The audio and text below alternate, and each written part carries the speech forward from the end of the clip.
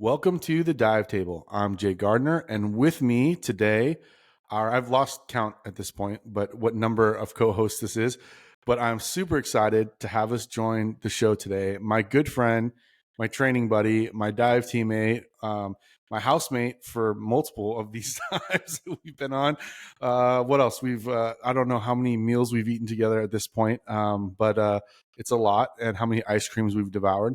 Especially in this last trip. But Mr. Kevin Wood. Kevin, I'm so excited you're on the show, and this feels like, like every day to me because we spent so much time together. So why don't you take a moment, introduce yourself? Super happy to have you on the show. Thanks, Jay. Kevin Wood, here in the great state of Louisiana. Hopefully sarcasm is coming through just fine. Background, I guess, since this is a scuba diving podcast, met Jay, was it almost a year and a half ago? Almost two? Something like 2 years. Something like that. Trying to go through the UTD Instructor Life and upgrade program there. But before there, got certified in college back in 2008. Dove all over the Caribbean, had a lot of fun there. And then, as we'll get to later on in this podcast, work gave me the opportunity to go out to Guam, out in the Pacific, which is lovely and beautiful. Did my intro to technical diving and got the bug for going deeper and staying longer.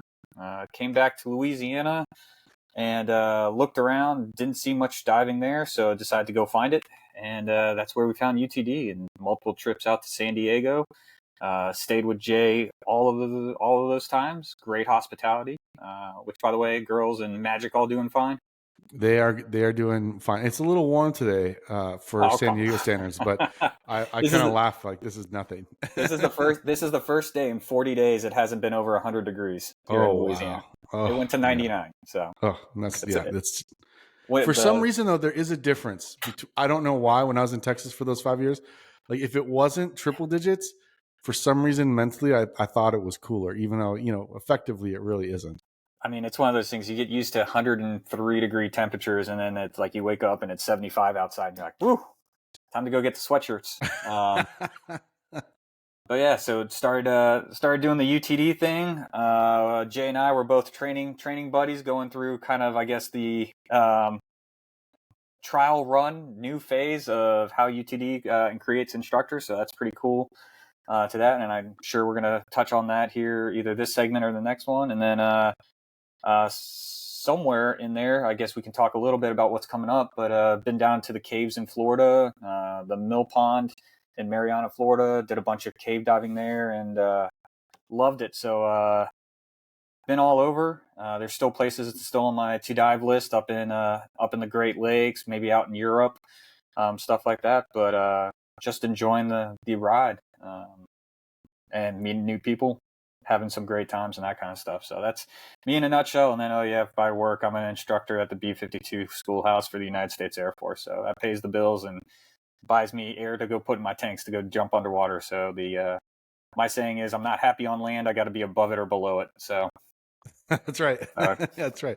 Yeah. So, I mean, there's lots of interesting parts to that story for sure. But I think too, one of the things that I was really excited about having you on the show is we were actually talking about this the last time you were out here, a few weeks ago, was, as you start to advance in scuba, and that's not even a good way to put it, because advance assumes that there's like rankings and things. There isn't. But I'd say maybe want to go deeper, stay longer, get more into maybe technical diving or cave diving and those things. One of the lessons that I took away from a lot of training I've been on and some of those dives I've done is the number of people that you'll do those dives with starts shrinking pretty quickly. Like, your Rolodex gets smaller and smaller and smaller.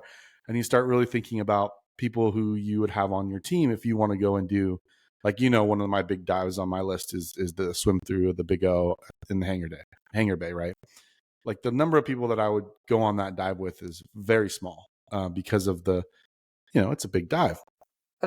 I mean, that's going to just drive from, like, there's a complexity aspect, there's a risk, a life or death aspect of that. And it's not that, like, we're adventurers, thrill seekers and, we'll throw caution to the wind, but you want like-minded people that, like, if you're going to go home and spend hours in the pool practicing bottle rotations and you're going to go study videos of the Hangar Bay so that you know what to look for, the best way to get there, you're expecting the teammate to do the same. I mean, it would you wouldn't want to go with someone who, you spend all this time, resource, capital to get out there, and then they go, yeah, it's cool, it's whatever, and then because of them, the dive doesn't go the way, or they start forgetting stuff, and now you're dragging them along, and it's just wouldn't be fun. I mean, same like we're going to get to same thing in flying. There's, everyone's trained to a basic level, but I can count on my hand the individuals in the squadron that they're like, hey, we're going to war, or we're going for a fun flight. Yep, I know exactly who I'm going to pick because I know they put the same level of time and dedication into it, and they also want you to get better. There's a little rivalry. So if Jay can do a valve drill and only bounce around plus or minus a foot, I'm going to do a valve drill plus or minus half a foot. And there's that little rivalry that goes back and forth. It's like, is it stupid? Yeah, but like it keeps it fun and interesting, and you're always pushing your team or your teammate to be better, which then makes everything else better. So yeah, and I think for me, one of the reasons that you're obviously on that Rolodex, one of the things I came to the realization of, as much time as we spent together, is we're very different people as well. Like the way that we approach something is very different. So I'll tell this stupid story because it was funny, but I'm a bit of a people person, and I find people interesting and want to have conversations. Long story short, it was a long day. I think we were stopping at a gas station. Kevin has a thing for monsters as well as I do, but I think yours outlasts mine, or definitely overshadows mine. You definitely saw what happens when Kevin goes to 0 monsters for a day. Yeah, there should be a little, you should have a meter on the outside of like how caffeinated is Kevin, and that will tell us how to react. But anyway, we went into a gas station to, after a long day, just gotten fills, the whole deal. And there was this poor guy behind the counter who, he just seemed like he needed someone to talk to. It seems so sad. So I just said, hey, how's your day going? And usually people say, oh, good. And that's the end of it. This guy went on like this whole thing. And I've learned like either you dismiss that or you lean into it. And so I leaned into it. Oh, well, tell me more. What are you going to have for dinner? What's this? What's that? Have this conversation with this guy. And Kevin's just over there rolling his eyes like, oh, here goes Jay. I had already paid and I was walking out the door. I was about to go grab your keys and sit in the truck. But this guy obviously did not want to be there. He was fed up with probably a lot of, shitty clients and stuff like that. People, having their own lives and that kind of stuff. And then Jay just goes, hey, let's, I'm Oprah. Tell me your life story. Let's go. And yes, well, anyway. It's the introvert in me and the decaffeinated Kevin that's straight into the point. So a few days later, you were needing a monster. It was another long day. And the closest place to the shop that there was this gas station. So I drove to that gas station with everybody in the truck to get Kevin a monster because we needed to stop. And man, I tell you, the minute I think I even turned on the blinker, I was like, Jay, you're not going in there and talking to this guy again. Come on, why are you going to put me through this? Kevin, chill out, man. This is just the closest place to get a monster. It's like decaffeinated Kevin versus caffeinated Kevin, and it all worked out. I only said hello to the guy. What you didn't say was I was completely quiet for the 45-minute car ride home from the True. beach. So you're like, is Kevin dead? It's like, Kevin, we're pulling into the gas station. So angry Muppet from the backseat. So yes. But one of the things I appreciate, I've really grown to appreciate about you, is that we're not the same. And when you think about a team that's doing bigger dives, the level of approach that we'll take and detail and how much geeking out we've done over the numbers of tank factors and this, that, and other thing, and planning and all this stuff is great. But when there's a problem under the water, I know your thought process and my thought process are going to be aligned from a procedural and a thinking process. But I also know you're going to cover my butt from the other end of things I might not be thinking about. And probably the same is true on the other side of that cycle. And so it makes a really good balanced team. When you just had 3 J's or 3 Kevins, it's not as a balanced team. And you get to, start to have that appreciation, the bigger and bigger dives that you do. So that was one of the reasons I was really excited to have you on the show, is because it's not, although we're in the same agency, we went through training together, we've done a lot of big dives together, all this stuff, that we're not the same, and that's a good thing. So I was excited to bring that to kind of the scuba verse out there in podcast format for now. Could you imagine the amount of monsters it would take to feed 3 Kevins? Yeah, Like, that's that's a lot of caffeine, man. I actually read this story. This guy had made some, I don't know, this TikTok or Instagram thing where he had literally his car. He had like a, you know, a 4-door sedan full of crushed canned monsters, and he just like tagged Monster and it said, "I'm not emptying it till I get a lifetime supply. Your move, Monster." And it apparently went off and went crazy. And eventually Monster said, "We'll be in touch." And the next video the guy posted was the car cleaned out. So the assumption that the internet has made is maybe this guy's received a lifetime, you know, supply of Monster, but I think that's what it might take. Or a cease and desist letter from Monster Spoilers. Exactly. So I got to one of it. So I got to get enough monsters to fill up the Bombay of the B52 and just open it and just. Yeah, exactly. This will go over wherever. I think they're based in Corona, California. I think that's where Monster headquarters is. So you could fly over there and, hey, if I don't get a lifetime supply, you're going to get all your cans back for recycling here in a minute. Yeah. I've done enough in the airplane right now. So. Yeah. All right. So let's jump into this. So I think for this first episode, knowing you are a B52 instructor pilot, is that the proper way to say it? Yeah, that's fine. That works. And knowing your history with Scuba and our friendship and all these things, we thought it'd be really interesting to go into some of the parallels between flying and diving, and whether that be training or the actual act of flying a plane, whether it be B-52 or it be a Cessna or whatever, and diving, and bounce back and forth between those worlds, because that's, like you said, you're not happy on land. You need to be above it or below it. So this is like in your wheelhouse of things to really talk about. So how does that sound to you? You want to do that for this first episode? Sounds great, man. And yeah, both are extreme passions of mine. We can get right on into it if you want to. Yeah, let's do it. All right. So I started flying back in high school. Was lucky enough that there was a small airport by me. Did that 30-minute introductory flight to see if I would love it, just like try scuba. And of course loved it. Came down, started doing lessons. And from that time, even as a little kid, going to air shows, museums. I know we went to some out there in San Diego last time, or 2 times before. But the sound, the sight, the smell of air shows, of fast things. And then obviously, I wasn't dating myself. I wasn't around when Top Gun 1 came out. But watched it enough times to burn out the VHS, which might be dating myself right now. So got the bug to fly, and was lucky enough to keep doing that about once a week until the summertime, and then that's when it took off. So we talk about in diving, doing reps, in the pool every week, or diving every other day. Obviously, the motor skills comes back, and that'll be a big parallel between flying and diving. We'll touch on a bunch of them, but there's a lot of hand-eye coordination. It's not overly hard or complicated, but it does require a level of dexterity that you have to get to, and you have to practice it. So I got my soloed, which was a day I graduated high school, which was awesome because they say takeoffs are optional, landings are mandatory.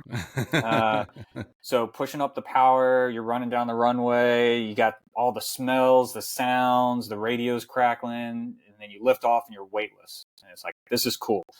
And you're like, man, this airplane's performing really good, because small airplane Cessnas, like they're not high performance airplanes. It's because your 230-pound flight instructor is no longer in the airplane. So things are going well. And then it hits you, and then you're like, oh man, I got to put this back on the ground. I got to do it at least gracefully 2 more times afterwards to get my license. And it's all on you.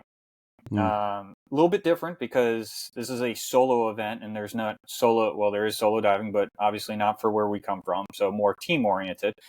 And we'll get to my later flying years of, yes, I was solo in an airplane, but I had a wingman. So, but no, and then you put it back down on the ground. It's not the most graceful landing. You may bounce it down the runway, but the confidence boost that you have from that is like, it's a huge thing. And I recommend to anyone that is in that realm, go try to learn how to fly an airplane, or at least get the solo, because just like it's a huge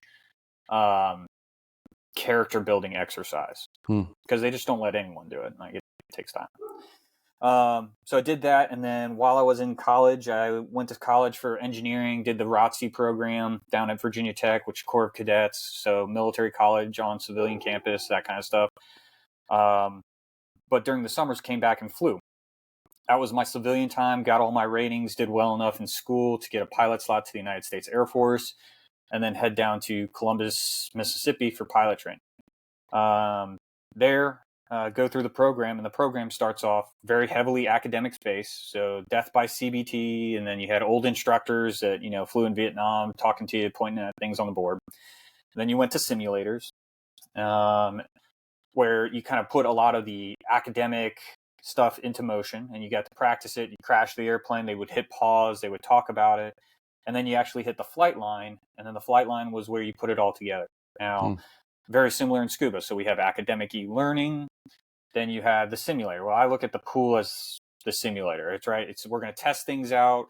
We're going to breathe on the regs for the first time. We're going to play with buoyancy. But hey, if you get spooked, just stand up. It's 4 feet of water. Or it's so slow that we can write stuff out and do stuff over and over and over again. The weird thing is, and I was listening to one of Jeff Seckendorf, so the CEO of UTD's podcast. He was telling us, he was interviewing the public safety diver from, this is one like episode 2 or 3. I got bored and had a road trip. So, and he was talking about scuba is the only kind of sport that you have to do in the actual environment, to where like I'm simulating flying on the ground. I'm not up in the air. So worst case, I trip and fall getting out of the simulator, right? In scuba, you have to be in the water. So even if it's 4 feet of water, you're still in the environment in which you're going to do it. So there's a different level of, I wouldn't say risk, but respect that you have to give it. Did that, did well enough. And then they said, hey, you know what? You did well enough to graduate, but not well enough to go out to the main fleet. I was like, what does that mean? Basically means that I did well enough to be an instructor. Once again, the Air Force is crazy in their minds, and this is the only job in the Air Force where you graduate the program and they say, hey, you're good enough to be an instructor and come back. So normally it's, hey, go out and get experience. Go out, get several thousand hours, go fly some bigger airplanes, go deploy around the world, and then come back. So I became what's known as a FAPE, so first assignment instructor pilot, and went back to Columbus for 4 years and taught, which is interesting because now I'm on the other side of the table. So all the same mistakes, all the same things that the students are doing that I did, a year prior, I'm now teaching them how not to do. So big responsibility, being 22, being in charge of a $7 million asset with a student, and basically said, hey, go across the country, come back on Sunday with the plane and the, pilot intact.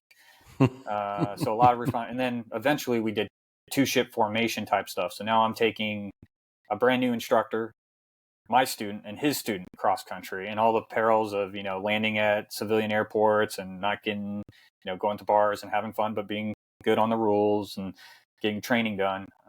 So grew up fast is what I would say. So tying that back in to scuba is, of course, we don't want other agencies, we'll just call it that, have these like 100-hour requirements or 100 dive requirements. And you really look at that and you go, do you really know what you're doing? And in flying, it wasn't until like about a year into my tour that I really started to understand how to be a good instructor. And still, even when I left that assignment after 4 years, what it meant to be an instructor didn't hit home until I became an instructor in the B52. And because there's no instructor program, there's no IDC, there's nothing out there that as soon as you graduate, you're the best instructor in the world. I mean, today I was on a chat with James Mott. It's kind of like our instructor next tier up, asking him questions about, hey, my student in the pool was doing this. Here's a video. Can you help me out? Because I think it's this, but I'm not quite sure. So that whole going to ask for a mentor. All right. So even if you're an instructor, I got the instructor tab, as James like to say, you get the jacket with all the patches on it. Ooh, look at this special card. It's like, no, man, you've just begun that journey. There's so much that you don't know that you need to go out. You need to work with people. That's another thing. Like we talked about, you're more of an extrovert. I'm an introvert. So it takes a lot for me to come out of my shell to talk to people that love scuba, but I may not love people. so it's a learning thing. It may not be, hey, Kevin's back fin may be great, but Kevin's interpersonal skills need to be worked on. Or how, like, Kevin's a very analytical, math, numbers, and I'm dealing with someone that loves to ride horses and thinks on the other side of the brain. How do I relate scuba to that? And that's not in a manual. I mean, there's, like, you can talk to people about that, but that's the same thing in flying, is that we have these manuals of this is how much PSI the hydraulic system works, and this is how fast you fly it, and this is the radio call you're going to make. But you get into a situation where you're like, I've tried to teach this person everything I know, and it's just not getting through. And that's when the slightly gray-haired beard, well, we can't have beards in the Air Force or flying-wise, but the gray-haired reservist that flies for the airline part-time, who, like, you're like, he's a crusty old guy. He doesn't know what he's talking. He goes and flies with a student and it clicks. It's like, yeah, because I got thousands of hours. I've talked to people. I was humble early on. I made mistakes, and I learned from those and passed those on. And I think that's the biggest thing, whether it's flying or scuba diving, is finding those good instructors who are always students, who are always learning another level, and trying to expedite the learning process. I mean, if it took James 20 years to be as good of an instructor as he is, I'm sure he's thinking, hey man, I'm going to try to give everything that it took me in 20 years to Kevin in 5. Right. And then I turn around and go, hey, you know what? I have a new guy coming up, and I'm going to try to instill the 20 years of James's knowledge and the 5 years of my knowledge and give it to him in 3. Now, does that happen? Maybe, maybe not. But I mean, that's how people progress. And especially in flying and scuba, could you teach yourself? I mean, Orville and Wilbur did, Cousteau did, but there's also a lot of airplanes that are in the ground.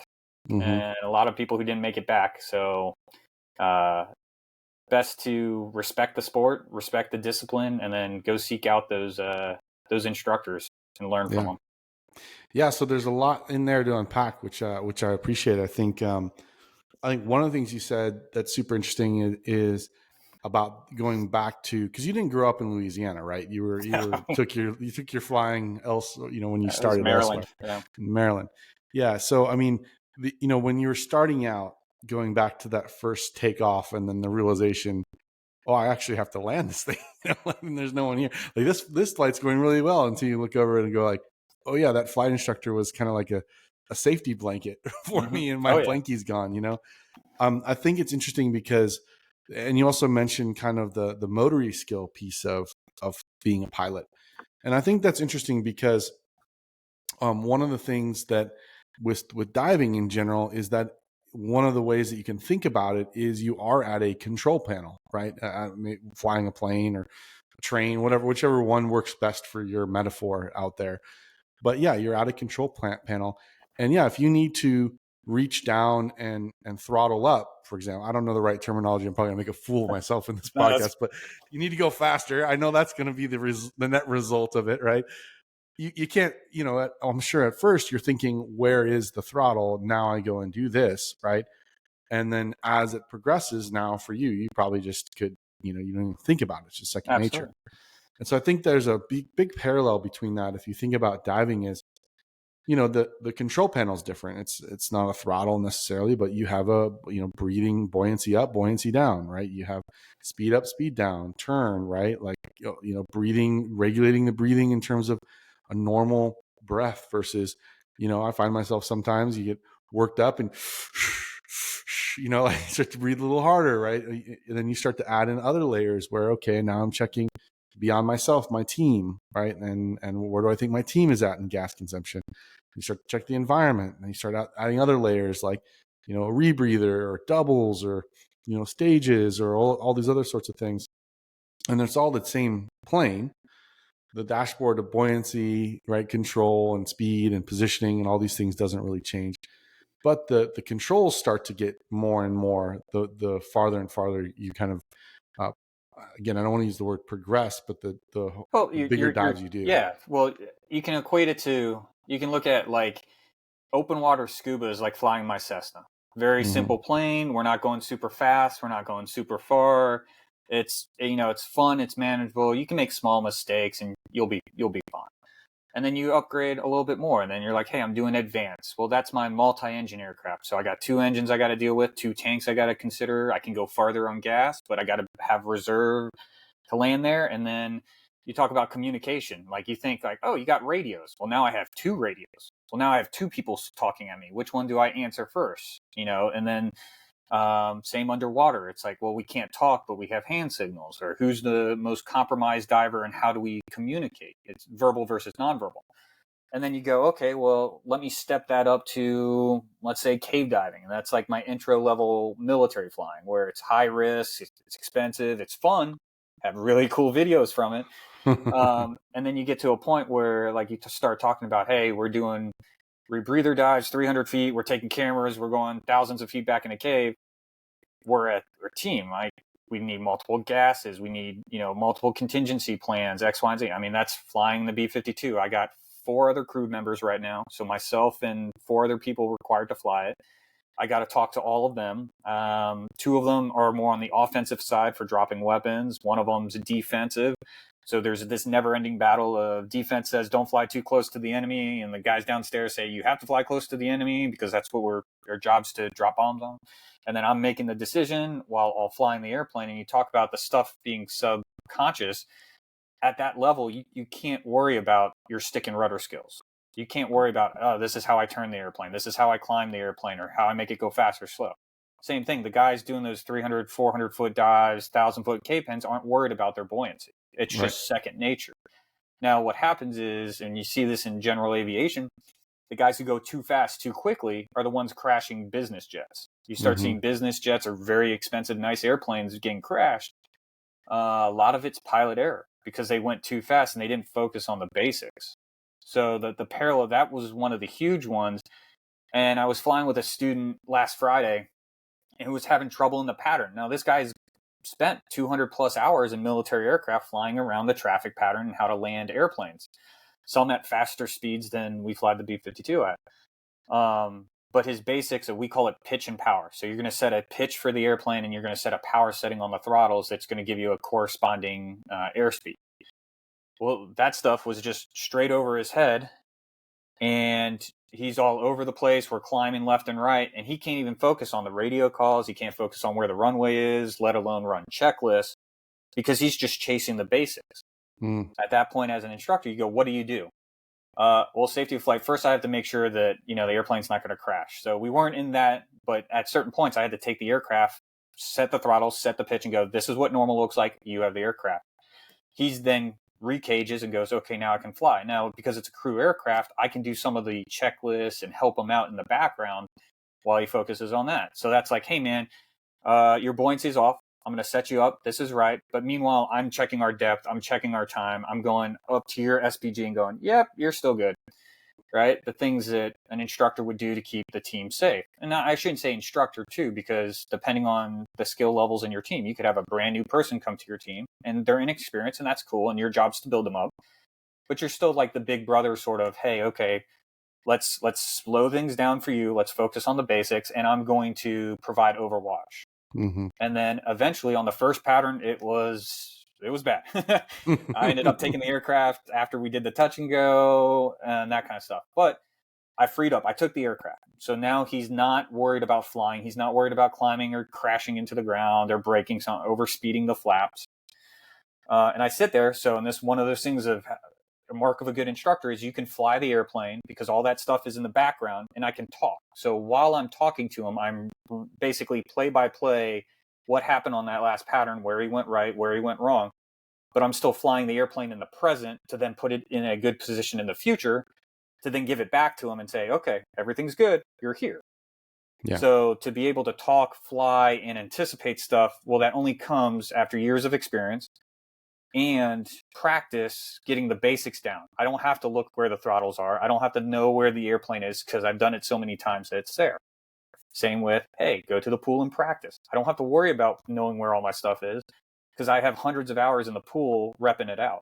And then I gave it back to the student and the landings got progressively better. So I think good sortie overall. Yeah, and I think that's a good way to think about it, because it used to drive me nuts. People would say, oh, it's years and years and years, and I always felt like a vanity to me, because it's actually, I think what you're really saying is it's the level of experience in not only in the pool, but then putting yourself in, like maybe a parallel, flying through a storm or high winds or those sorts of things. Same thing in different environments that you're in scuba, that build experiences. I saw this post about, number of hours being the recommendation for, becoming a dive master, becoming an instructor, instructor trainer, those sorts of things. That, it's actually hours under the water rather than number of dives, because dives can be a vanity. Yeah. I've joked about teabagging here, where people, do the 20 minutes or 15, 20 feet. yeah, 15, 15 or 20, 20, like 15 minutes or 15 minutes at 15 No. feet, and then just do it as many times as you No. can on a single 80. Yeah, that's I, not experience. You're not gaining much there. I think there's that caveat too, because hours, if you said I have thousands of hours in the same quarry, I mean, that's like saying I have thousands of hours just taking off from my home airfield and flying the right thing. What wasn't Right. brought up was when I was in Maryland getting my flight training, Maryland, Pennsylvania, New York, Delaware, West Virginia, Virginia were all places that were in my reach. So every weekend I would be hitting one of those states, landing at a different airport. Back at Columbus, when I was a FAPE there for 4 years, Monday through Friday was, take off, go to the same practice area, come back. But the Saturday, Sunday, we would go cross country. So just about everything in the southeast of the United States was fair game. And then when I was a B52 aircraft commander, we went out to Guam, we went out to England, we flew all over the country, we went down to South America. So I got 2,500 hours of military flying, but that's all over the world. Whereas this kid who was in the seat had 200 hours at only his training base. Right. So I don't think you could put a multiplier like to do that. It would be some super gonked out equation of being like how many hours under the water versus how many destinations and all that stuff. Yeah. I don't know if you could do that, but then again, I think there's got to be a little bit of it's on the instructor to know when they're ready to become an instructor. Like there's a little bit of kick the bird out of the nest and you're going to sink or swim. Like that happens in any industry where you're like, I got the training, just don't know if this is going to work. And that's where you have your good mentor to, safety net.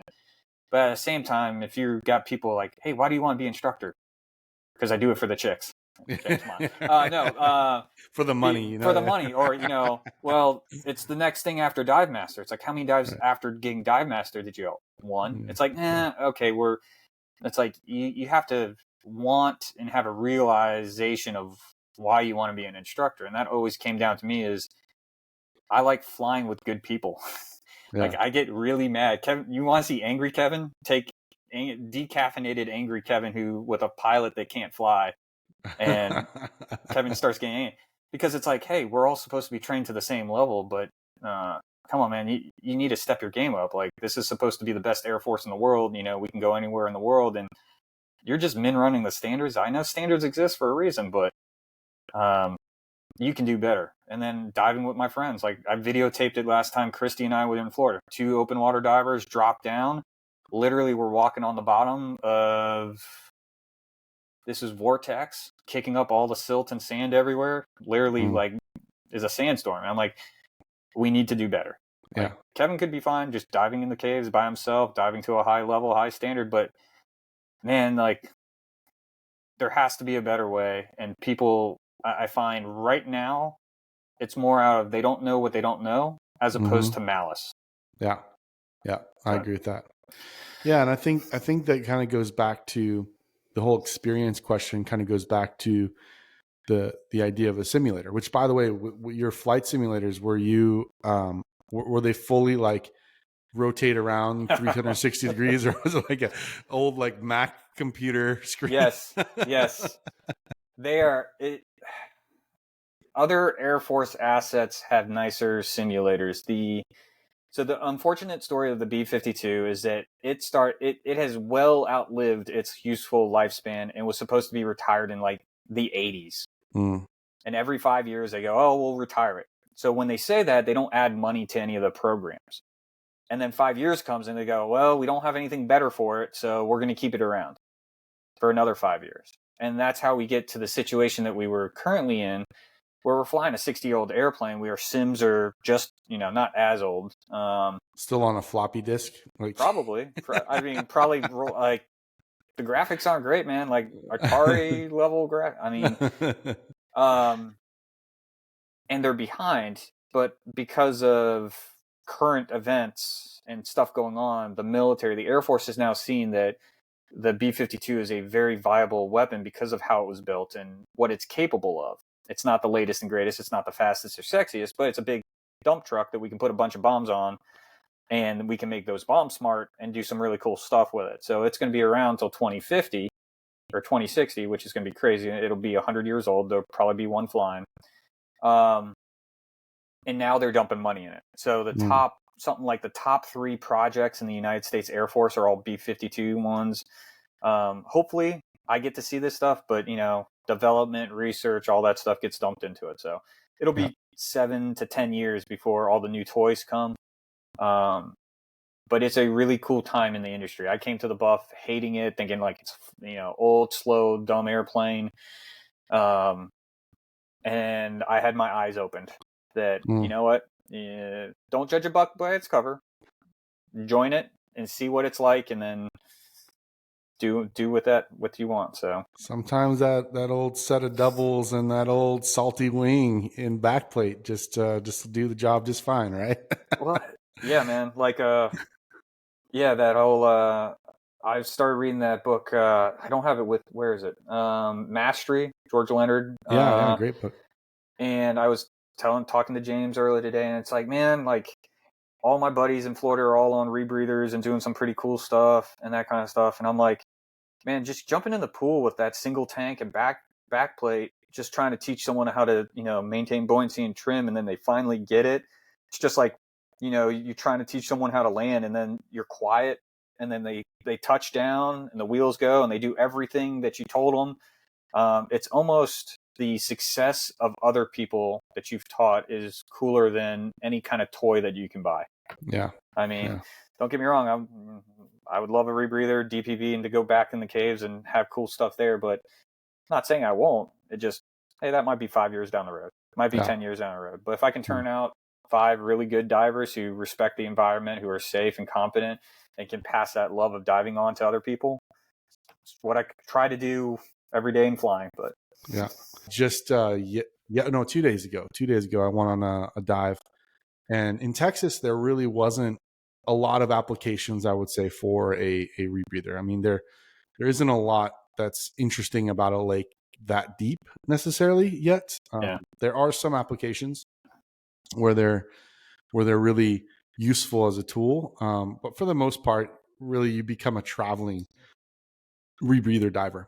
But here in San Diego, since I moved here, there's so many applications. And I went on a dive a couple of days ago with a couple of guys who were on KISS rebreathers, and I didn't get a shirt, by the way, but they're on the KISS rebreathers, and it was interesting because we were all diving together, and again, that I was very focused on depth because I needed to know. I was on a set of doubles, and I had to manage my gas, because I'm with 2 guys who are not thinking about their not gas limited, and not thinking about depth, really, right? Not depth limited. And so it was interesting because we were swimming along a big shelf, and I was up on the top of the shelf, so it put me in a good position to take great video of them, just having fun and things like that. But I missed all of the marine life that was on the shelf because I was staying a little bit more shallower to extend my gas right over theirs, still within our team formation. Were they dropping below 100? No, well, they went right down to 100 without really realizing it in some ways, because it wasn't on their radar. I stopped at 99 feet. It was like, okay, I'll hang out in the midwater while you guys are down there, and then eventually you're going to realize that you're past 100 feet, and I'm not going with you. Hopefully, you realize, and they did. Whoops, looked at the depth. Oh yeah, I need to come up a little bit. And then we continued to dive. But yeah, it was, I was pretty proud of myself. Got out of a set of doubles, double 100s, got a full 80-minute dive at depth. but it was managing NDL, you know, like how long are we down here? You got a set with 25 in it. I did. I asked that before we made this dive. Like, do we want to go down and do, you know, 150 something feet actually to see? And the decision kind of was made on bottom time that we're going to do a different dive so we could extend the bottom time. But then based on the current, we got blown way off of that original dive plan. The current was crazy, swirling current. Anyway, I say all this to say that, like, I'm kind of pushing accelerate on my rebreather journey because I see the direct application now, and it's like, yes, this is pretty cool. But I think what you said about, you know, if I can create 5 students, Greg, who you know well, or you know as well, he and I just did a whole episode on ecotourism that was super interesting, and it was really about that, you know, training divers, not only that the environments that we dive in are sensitive, or a lot of them are, but then how do we have the requisite skills to protect and preserve those environments? And we talk about ecotourism and all that stuff. So anyways, long story short, I really like what you have to say about, you know, training those divers to in the right way. And again, it's the same thing, that joy of a new pilot landing the plane. I mean, I love watching a new diver navigate, you know, a little changing bottom where they have to come up, you know, 10 feet, 20 feet, and then go back down 10 feet, 20 feet on the other side. It's like, this is going to be interesting. Like, do they start reaching for that power inflator? Do they start dumping a bunch of gas, or are they breathing? Like, where's the bubbles? Like, how's it going? And it's really cool to see that. So that's cool. But let's maybe go back to the simulator, because that's where a lot of the stuff happens. So you're just jealous. You just want your simulator ride, and you move further away from it. I do want my simulator ride. Although now I know it's more of an Atari game. That might still be all fun. right. We can still bring up. The fun thing is you bring up the Vegas night strip. Oh, you go nice. fly through the fountain at the MGM Grand. Heck yeah, I'm so in on that. Which, by the way, Kevin and I did when we were in one of those museums. Kevin took me in one of the 360-degree simulators, and just about got me to blackout.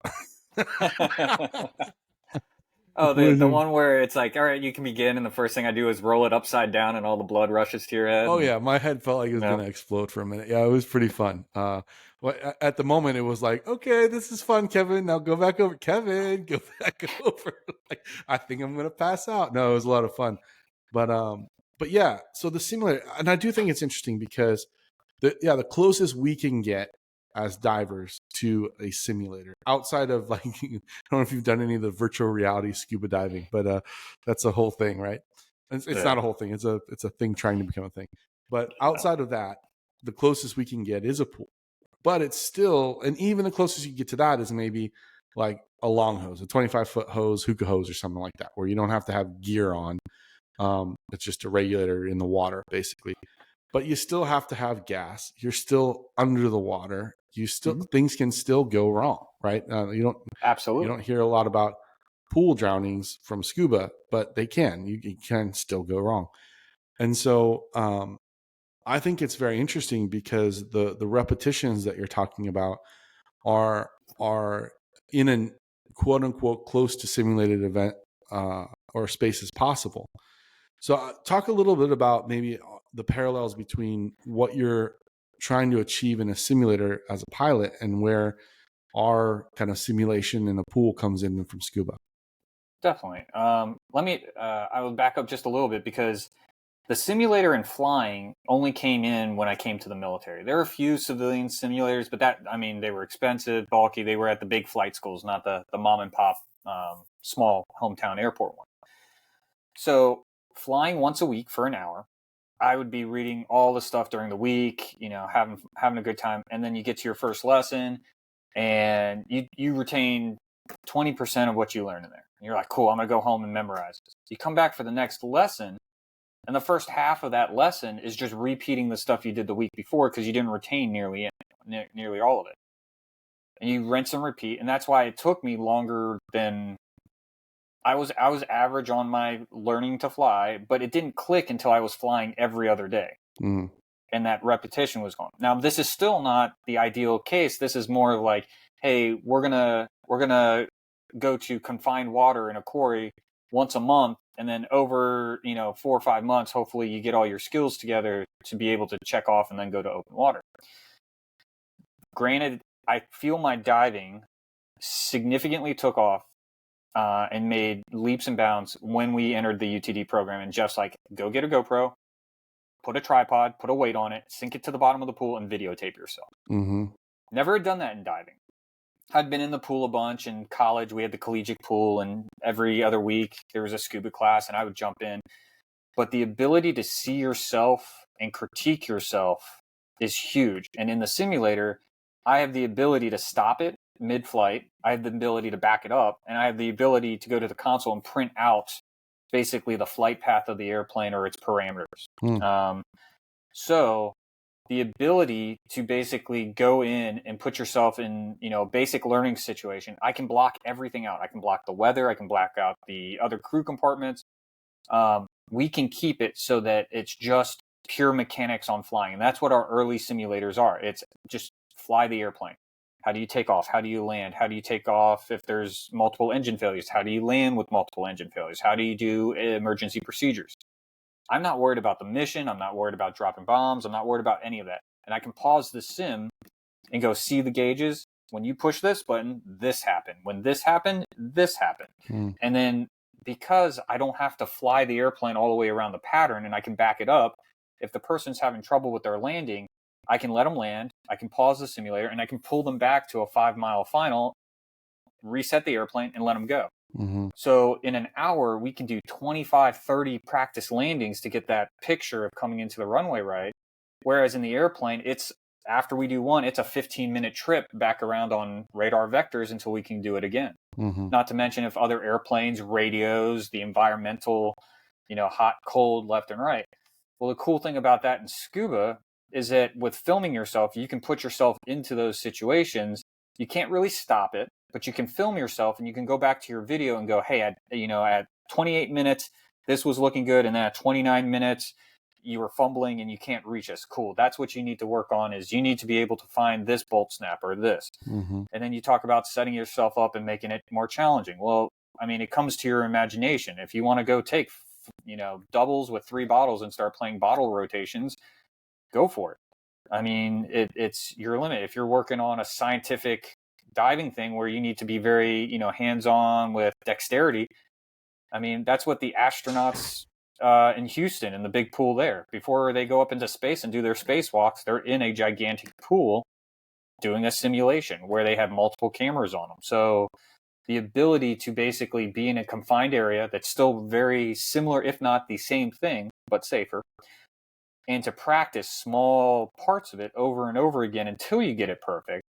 Then the only difference is when you go out to the real thing, you just look at your wrist, and instead of it saying 9 feet, it says 130 feet. And you're like, well, everything else is the same. The only difference is that it took slightly longer to get down here, and I had to put more air in my BC. Mm-hmm. And then everything goes over and over again. So I will say to anyone listening to this, even if you're not associated with UTD or go get a GoPro, mount it to the bottom of your pool. As long as you're a certified diver and you're safe, just don't, be stealing gear and sitting at the bottom of your pool alone. But the filming yourself is huge. And then I have friends who do aerobatic flying. They have GoPros all over their airplane, on the wings, in the cockpit, on the tail. They come back and they analyze that over and over again, because when we talk about it took 25 years to do this, yeah, it would take 25 years to do this if you just had to figure it out. Yeah. You can speed up that learning curve. And I'm not saying, experience is one thing, but getting a bunch of dives and ramping up that experience learning curve in a simulator is going to help you out tremendously. Now, it's no replacement for seat time, is what we call it. Like, you can't do 300 hours in the simulator and then jump in the airplane and think it's going to be perfect. It's not a 1-for-1. It's not 100%. Some of the airline sims are, but not ours. So yeah, there is that. Hey, I have hundreds of hours of me sitting in the pool practicing my back kick, hundreds of hours doing buoyancy drills. I still need to get out and dive, but because I've put that work in, I'm head and shoulders above the person that just did 100 dives in the same location over and over again. Mm-hmm. So that's how I look at it. Yeah, and I think the point you're making about video, it's no matter how great your instructor is, and I say this as an instructor who desires to be very good at what I do, there is no better teacher than the video. Like it's just, you see it. It's, our memories are short, and especially because it's our memories are of what we think happened with our bodies. The perception. It's so wrong, right? And it's funny because even to this day, when I'm out diving and I'm adding something new, right, or I tried something a little bit different or whatever it was. I remember a part of the dive where I did something that I wasn't 100% sure how it went. I crave that video. I still want video of myself doing things, because you want to see how it went and how you can improve it, and where it's funny because I've been diving a lot with just a deco bottle on, right? And it's funny because this dive that we did a couple of days ago, I didn't have a bottle on. And one of the benefits of having a deco bottle on, or a stage bottle, is that it keeps that D-ring out, right? Your left hip D-ring out, because the bottle's hanging from it. So it makes it very easy to find and reclip your SPG when you're doing a gas check. And it was funny because I was like, my first clip off of my SPG, I couldn't get the D-ring up. like used to it doing it in a certain spot, and I'm like, hey, wait a minute, where'd it go? Like, it's not there. Why is it not up? Like, why is it laying down? Okay, now I got it up. And I was like, oh, okay, that's because there's not a bottle hanging from it. So it's that stuff of reps. But the bigger thing from that is that even though you didn't grab it on the first try or the second try, or it may have taken the third try, the subconscious buoyancy, propulsion, and trim was there so that you didn't get frustrated and lose the basics while you were trying to do a task-oriented skill. Right. So that's the big deal, is no one's perfect on everything. I've missed radio calls, I've bobbled level offs, and some landings haven't been perfect. But the basics were there to keep you within a safe realm so that you could problem solve and figure yourself out. It just depends. Is that problem small and finding a D-ring, or much larger of going, hey, we're out of gas, we're lost, and there's current. Right. So it's all get the basics down pat, so that while you're troubleshooting or problem solving, however you want to call it, you're still in a safe environment. And yeah, I mean, you spent all that time with a deco bottle and now it's gone. I actually should be feeling. I'd be like, woo, I don't have to lean on one side anymore. Yeah, exactly. I was probably leaning to one side just out of compensation and habit. Does your calf on that side cramp more than the other one? Yeah, exactly. Your kicking to stay right? Exactly. No, I mean, and yeah, you have weird stuff that happened. Like when we were diving together that one time, where all of a sudden my dry suit boot actually came over my heel. And I was like, this is weird. Like, what in the world just happened? Like, I feel like I just lost a fin, but I know I didn't, because I could feel it back there, but not really. And it was like, okay, what's going on? And again, when those things come up, you're still not, now I can't really go anywhere, at least very efficiently. But I'm not on the surface, choking on whatever. It's like, okay, hey buddy, we need to go up, because I can't solve this here. It's not going to happen right now. And we were on a little recreational dive. It didn't really matter. But I think you're right. The foundation, and that's how I've always referred to at least my training, and what I've really appreciated about my training at UTD is that it's been a strong foundation. And I would say that about DIR diving in general, whether you're, learning it at UTD, or you've taken from other organizations like GUE, or I know there are some TDI, instructors out there who are still teaching DIR, or however you learn it. What I found is DIR which is doing it right, which is a really presumptuous term, but it's not something we created. It's just what it's become known as. Provided that strong foundation, so that when things are either being added from a skill perspective, because you're changing an environment, you're going into a cave, or you're going deeper, or you're doing deco, or whatever those things start to change, those foundational skills all stay the same, and that foundation is solid.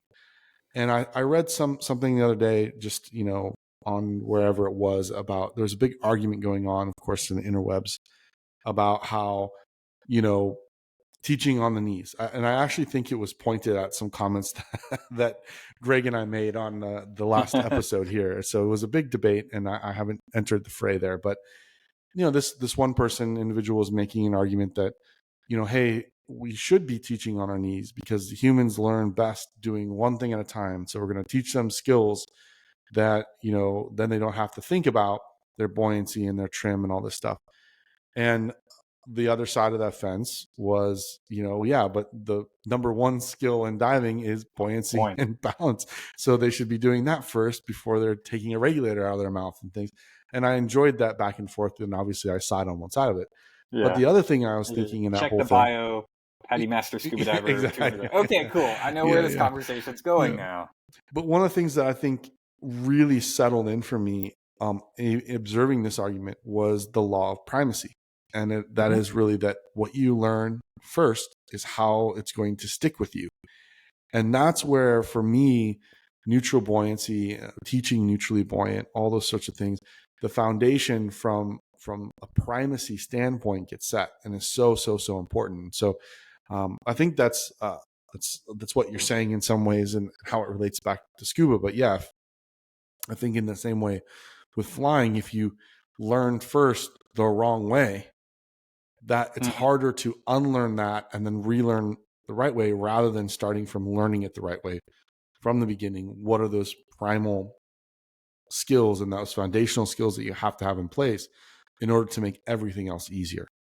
Absolutely. I mean, I'm not on day one in the plane, I'm not teaching them how to do complex multiple formation bomb runs and stuff like that. It's hey man, can you take off? Right? Then we get into AR, right? So that's a whole nother world, being within 10 feet of another aircraft and purposely letting it contact and touch you and all that stuff. It's one of those things. It's like, you have to do the building blocks, and you have to figure out what's going to keep you alive the best. Is it some fancy skill, some, crazy rebreather thing? Like, no, it's buoyancy. It's making sure that you can stay at one place to solve a problem out, or not get yourself into more problems and that kind of stuff. And flying with airplanes, I'm not teaching you how to do instrument approaches or aerobatics or flying. The first thing I'm teaching you is, can you stay straight and level? If you get crazy, can you at least get the airplane straight and level under a constant airspeed, not climbing, not descending? Cool. Once you get that done, now we teach turns. Now we teach climbs and descents. And then those build on top of each, because each one of your takeoffs back around to a landing involves a climb, involves a level off, involves power changes, involves putting the landing gear down, stuff like that. And then from there, you build up. And then from there, you go, okay, cool. Now we're going to do a loop just with a single airplane. And then you build up, and then you go, okay, now I got to teach you how to fly 5 feet from another aircraft, and then do a loop at the same time. Same thing with the bomber, just obviously we're not 5 feet and I can't loop it. You can try in the sim. When you come, you can try looping the buff in the sim. Is it physically possible, or is it outside of the realms of physics? I think the sim crashes when you go that high, like to do like a loop. To barrel roll it, I think you need something like 25,000 feet of altitude. Like, some guys have tried it, but somewhere in there you lose thousands and thousands of feet, and you potentially overspeed and over-G the airplane. So yeah, but you can try it. You can try. Yeah, you see what happens. Yeah. Well, good. Well, maybe let's wrap this one up with a couple of, by the way, producer Daniel has never been more excited about a guest than you, because I think he just goes back to his 10-year-old brain of all the cool things about the B52, because I think he might have been 10 around the time that was new. So no, I'm just kidding, Daniel. I know, but he was geeking out about this. So I should just set a date and say, whichever one of you shows up at the gate of Barksdale on this date gets a sim ride. Yeah, exactly. He is closer now. He would be there. I guarantee we'd be fighting each other. I'd pop his tires, and he's also a monster fiend. So maybe that's the through line. You got Costco in San Diego. We gotta just raid Costco next time. That's right. So maybe let's wrap this one up with all right. What are some interesting facts you can share about the B52 that maybe most people don't know? So I can share one because I know it, and that is simply that there is no potty on the airplane. So you've told me that.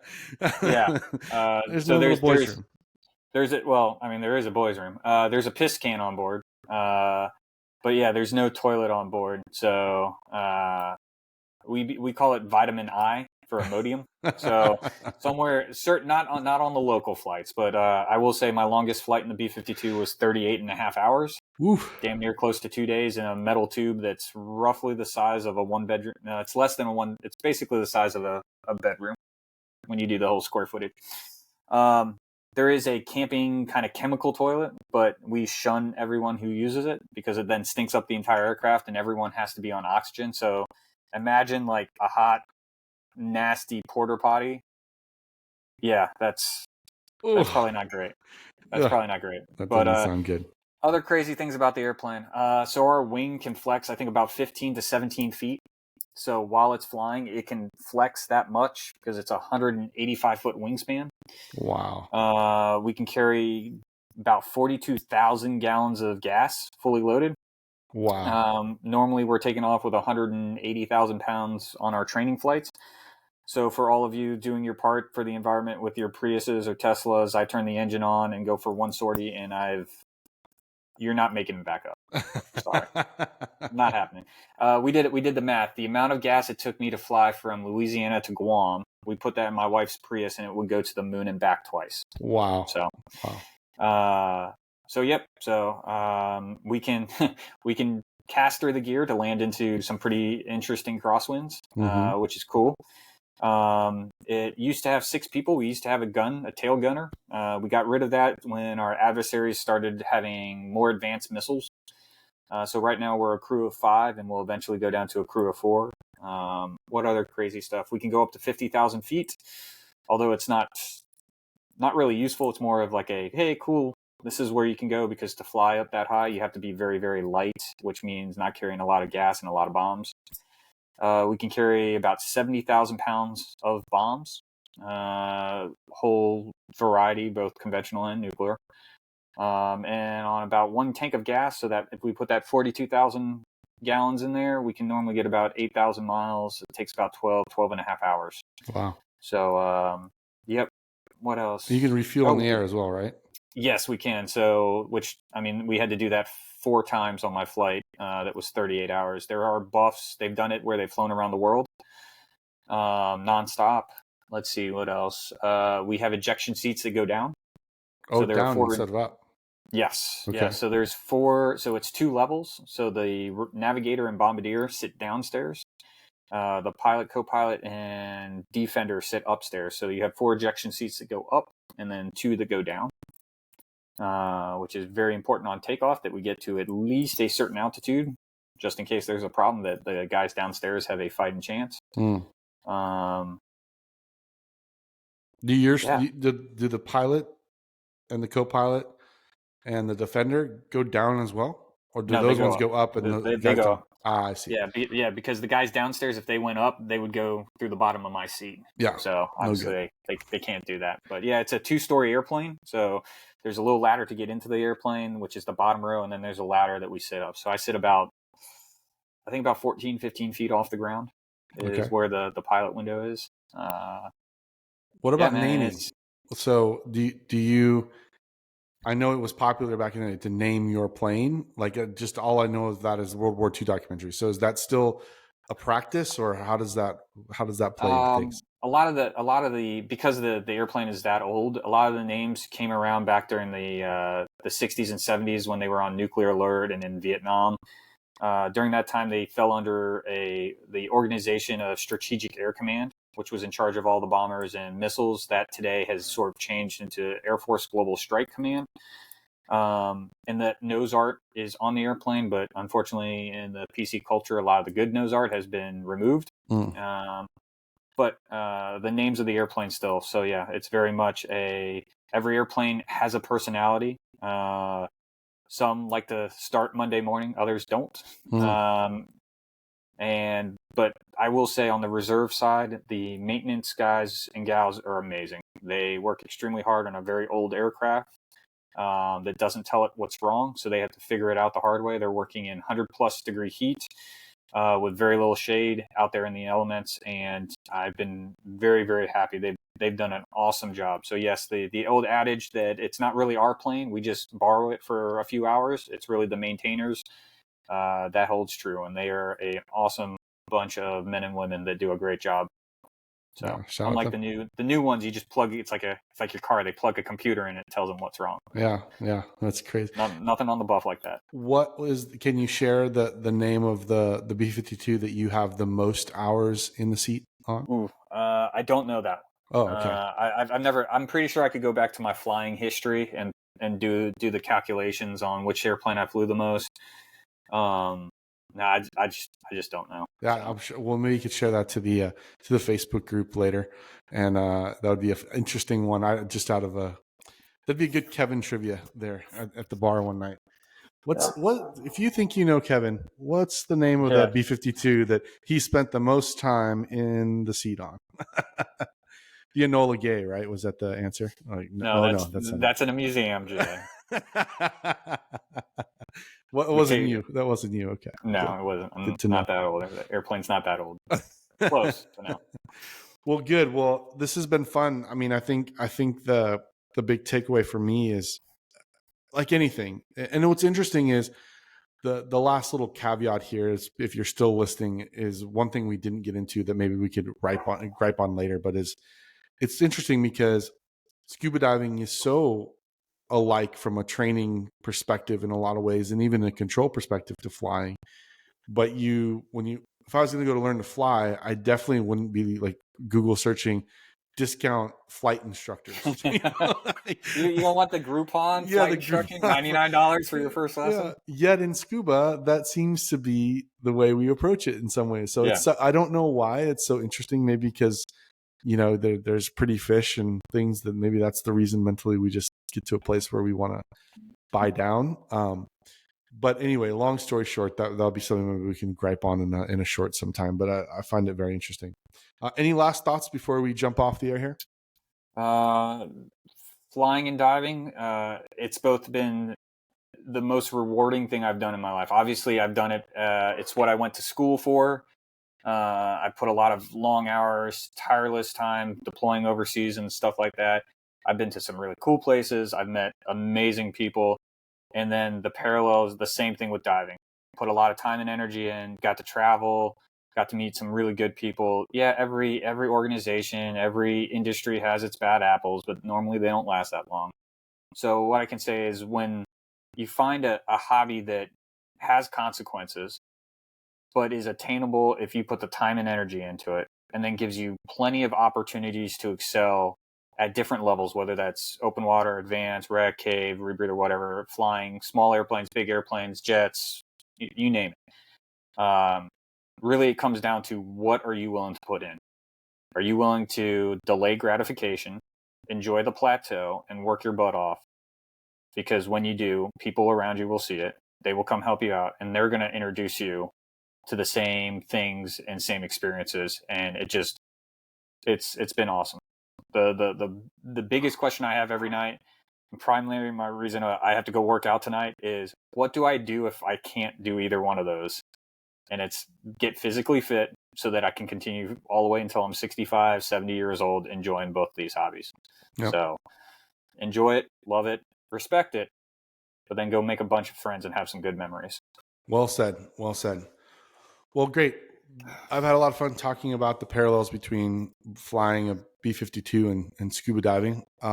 We'd love to hear your thoughts. So if you'd like to reach out, send a message, jay@thedivetable.com. Love to hear from you. Love to hear your thoughts about this episode. And potentially, if Kevin is feeling in a amped up, caffeine-led mood and feeling somewhat not an introvert but extroverted, I might introduce you to him. So we'll see how Kevin's feeling that day. I gotta go get more coffee right now. Some more coffee. But yeah, reach out, jay@thedivetable.com. We'd love to hear from you, and make sure that you subscribe wherever you get your podcast, whether that be Spotify or Apple, so that you get notified when new episodes drop. And if you'd like to see our beautiful faces, if you're not already, a brand new thing, our YouTube channel is up and running, and producer Dan has been working hard to actually publish these as not only full episodes, but also clips. So if you just want to hear one piece of it, you can on YouTube. So looking forward to the next one with you, Kevin. And I think we're going to talk our IDC instructor journeys together. Something that will be a lot of fun, and we might have to have a bunch of donuts around for. We'll see, just to make us feel better. But yeah, we're going to have that one in the next episode. I think looking forward to it. So to all those out there in the Scubaverse, thanks for joining us, and we hope to have you back on the next episode of the Dive Table.